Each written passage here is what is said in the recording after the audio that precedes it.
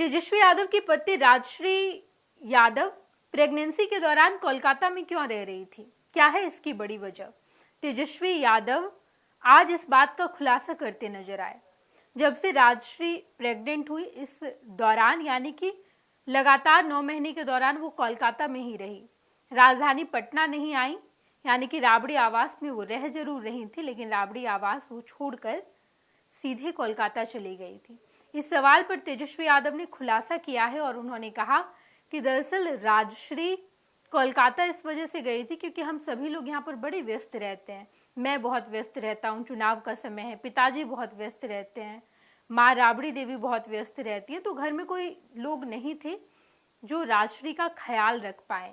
यहाँ पर टहलने की, घूमने की बड़ी दिक्कत हो जाती है। हम लोगों ने सोचा कि हम राजश्री को कोलकाता ही भेज देते हैं, वहाँ हमारे साले साहब रहते हैं और राजश्री वहाँ पर अपने मन मुताबिक घूम फिर भी पाती हैं। अगर उन्हें बाहर निकलना रहता है तो वो बाहर भी टहल पाती हैं, लेकिन ये सब कुछ पटना में संभव नहीं है। हमारा एक राजनीतिक परिवार है, सभी लोग राजनीति में हैं और ऐसे में राजश्री घर से बाहर नहीं निकल पाती हैं।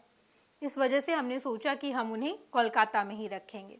यहाँ पर हम सब बड़े व्यस्त रहते हैं, मैं बहुत बिजी रहता हूँ, मेरी माँ राबड़ी देवी बिजी रहती हैं, पिताजी बहुत व्यस्त रहते हैं, तो हमने ये सोचा कि राजश्री को कोलकाता में ही रखेंगे। दरअसल जब से राजश्री प्रेग्नेंट हुई, इस 9 महीने के दौरान राजश्री कोलकाता में ही रही। वहीं उनके बेटे इराज का जन्म हुआ, वहीं पर नामकरण भी हुआ और अभी भी राजश्री वापस पटना नहीं आई है, अभी भी वो कोलकाता में ही है। बेटे के जन्म के बाद अभी बच्चा छोटा है, शायद अच्छे से ख्याल ना रख पाए पटना में, इस वजह से वो लोग सभी लोग कोलकाता में। ये सवाल जब एक प्राइवेट न्यूज एजेंसी के द्वारा तेजस्वी यादव से पूछा गया तो तेजस्वी यादव ने इसका यही जवाब दिया कि हम सभी लोग राजश्री का अच्छे से ख्याल नहीं रख पाते, वो कोलकाता में रह रही है तो वहाँ पर उसका अच्छे से ख्याल रखा जा रहा है, वहाँ उनके भाई यानी कि हमारे साले साहब रहते हैं, तो हमने सोचा कि उन्हें वहीं पर रखा जाए। और अब जब ये सवाल लगातार पूछे जा रहे थे तो हर सवाल का तेजस्वी यादव ने बड़े बेबाकी से जवाब दिया है।